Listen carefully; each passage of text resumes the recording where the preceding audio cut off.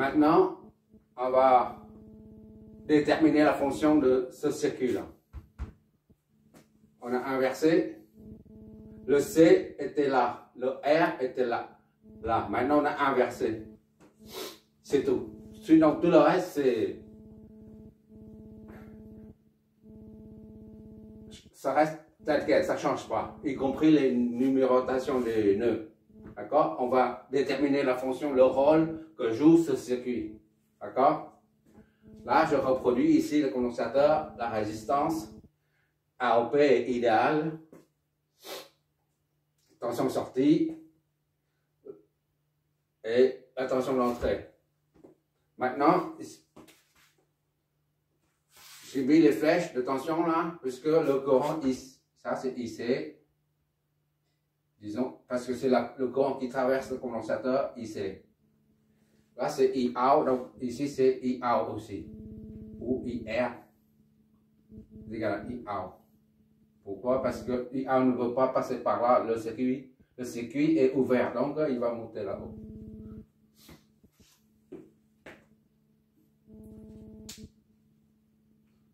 Par ça, l'entrée moins, j'ai mis un V moins, l'entrée plus, j'ai mis un V plus. D'accord? Bon, maintenant on va analyser ça pour voir le rôle que joue ce circuit. Comme d'habitude, V0, on fixe à 0. 0 volt.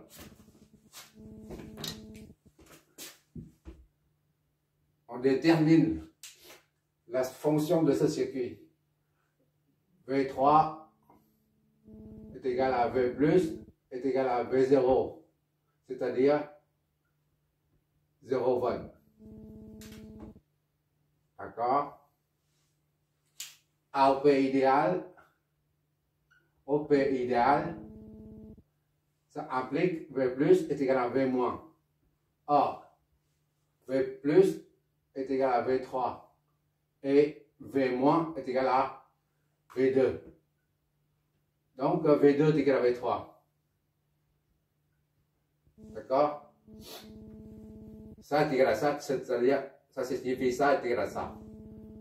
Soit V2 est égal à 0. Voilà.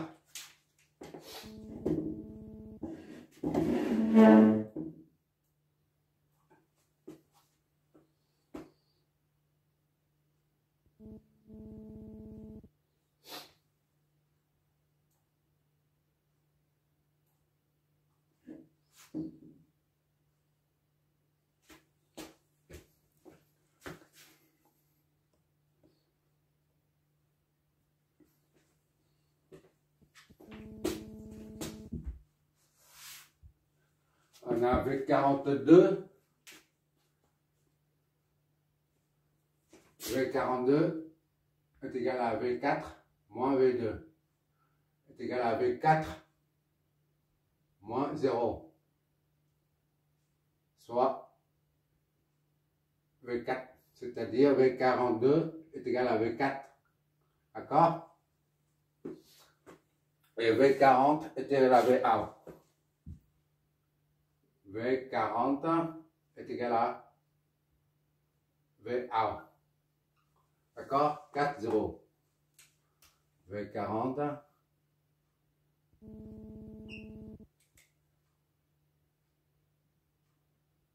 est égal à V1. V40 c'est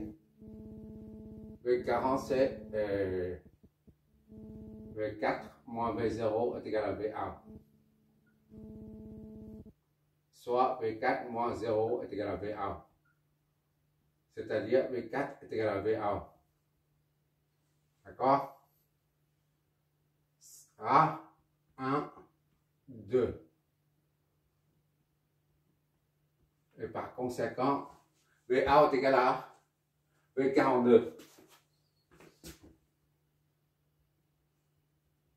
V42. D'accord?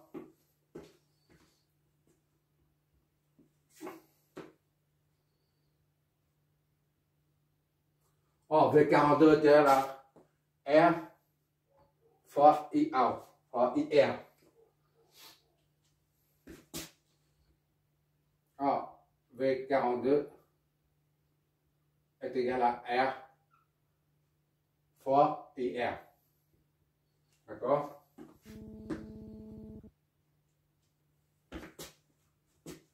C'est-à-dire, V42, on remplace dedans, c'est VOUT.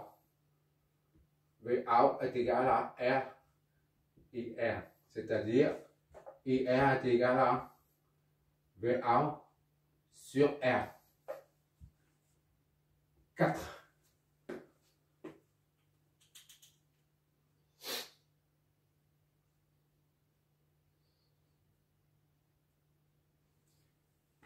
À ce nœud-là, il n'y a pas de courant qui rentre dedans, puisque l'impédance d'entrée est l'infini, le circuit est interrompu. Le circuit est interrompu à ce niveau. Donc, là des nœuds,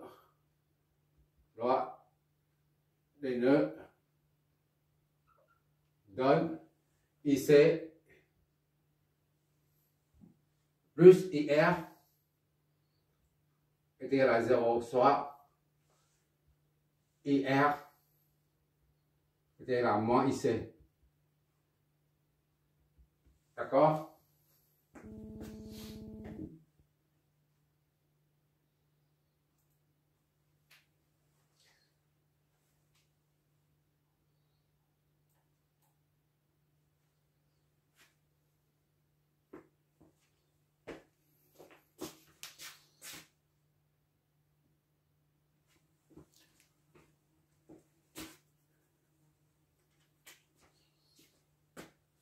La formule fondamentale du courant qui traverse un condo et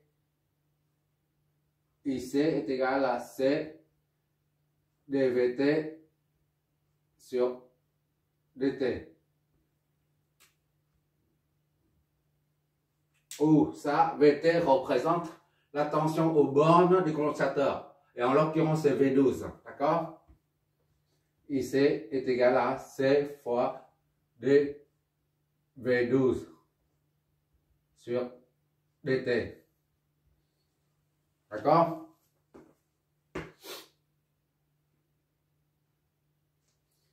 Donc, moins IC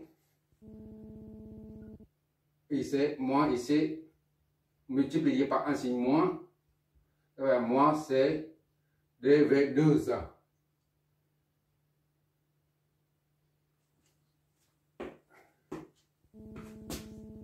dV12 T sur dt. 6.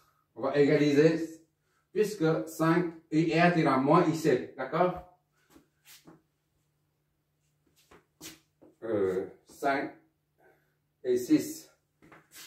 5 et 6, ça nous donne IR, c'est VA sur R.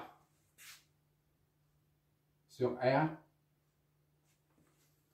D'accord? Et est égal à moins IC. Est égal à moins IC, est égal à ça. Moins C. C'est dV12 T sur dt. D'accord?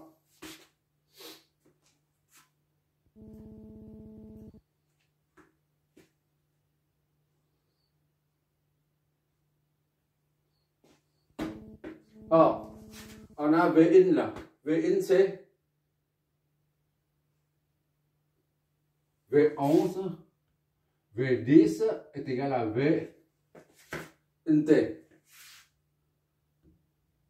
D'accord? V10 là. Ici et là, c'est V10. D'accord? Et V12. V10 est égal à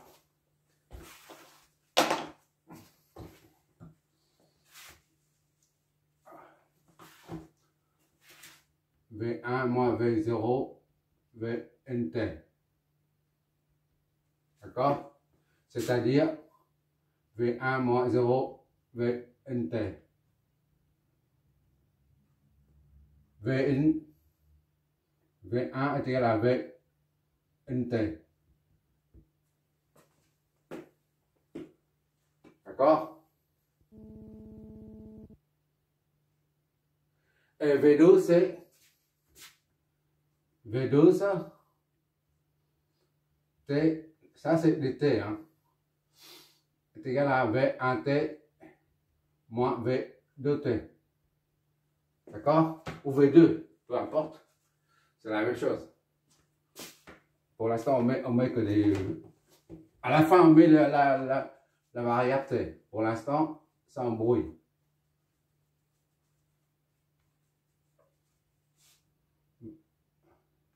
Mais Vn. À la fin, on met une variable. Voilà. Est égal à V. Est égal à V1 moins V2. V2 c'est 0. V1 c'est quoi? C'est Vn. On a ici V1, on l'a trouvé là. V1 c'est Vn. Moins 0 est égal à Vn. C'est-à-dire V12 est égal à Vn. D'accord? Ou V12, voilà, T est égal à VNT. Maintenant, on met les variables.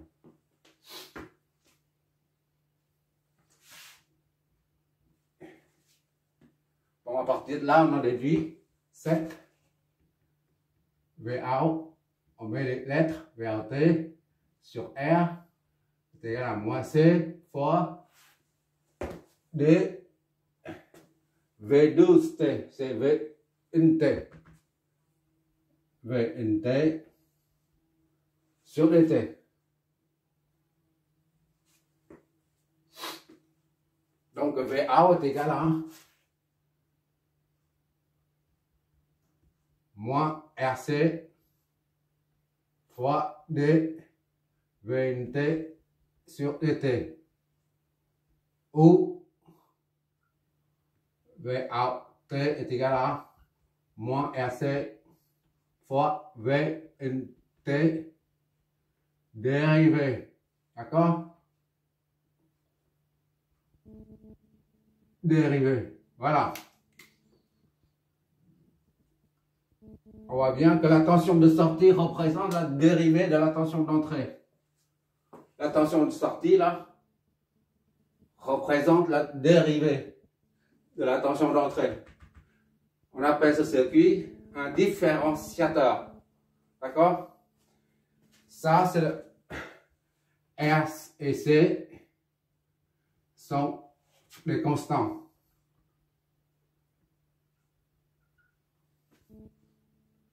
Donc, moins RC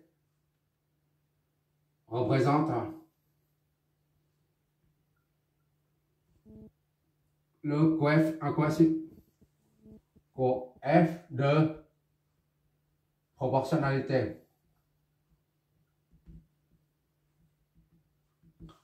D'accord? Et ça, là, VNT dVNT sur dt représente quoi en fait?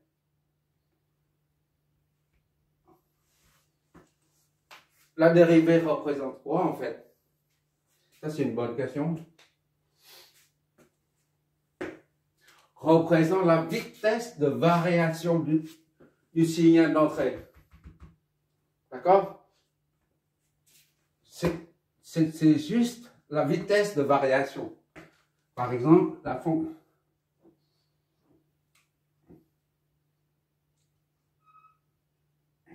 Ici, là, la vitesse, c'est très et grand. Tandis que ici, la vitesse n'est pas très grande. La vitesse de variation est très grande. Petit. Ça, c'est grand. Ça, c'est petit. D'accord? Petite variation, grande variation. C'est la vitesse à laquelle le signal d'entrée varie. D'accord? La dérivée, ça signifie ça en fait. Là, ça varie. Vite, la vitesse.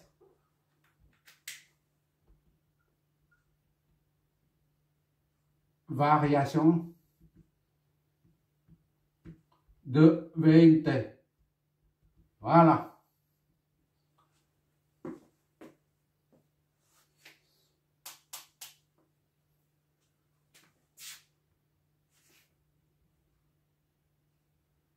Voilà, la conclusion, ça c'est un circuit c'est le circuit différenciateur. C'est la dérivée de ça.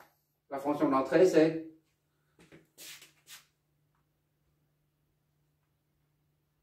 la dérivée. La dérivée, soit on l'exprime de cette façon, soit on l'exprime de cette façon. Sous forme différentielle. C'est la même chose. Hein.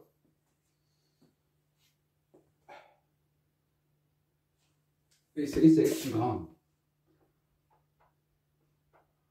Variation. Petite variation. Grande variation. Ça, c'est des i sur des x, des t. dvt, dv, dvt sur dt. dvt sur dt. D'accord? dvt sur dt. Ça, c'est l'axe de t. Et là, c'est dt. Epsilon d. Epsilon t. Ou dt. Epsilon, c'est tout petit. D'accord? Epsilon, ça veut dire tout petit.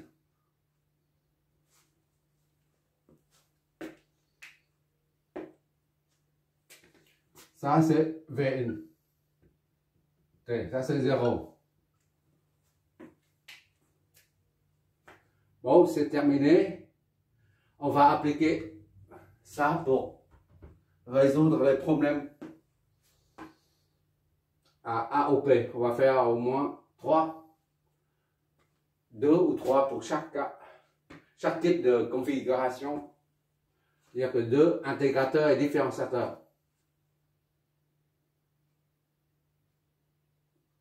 J'ai bien détaillé, je crois que c'est facile à comprendre.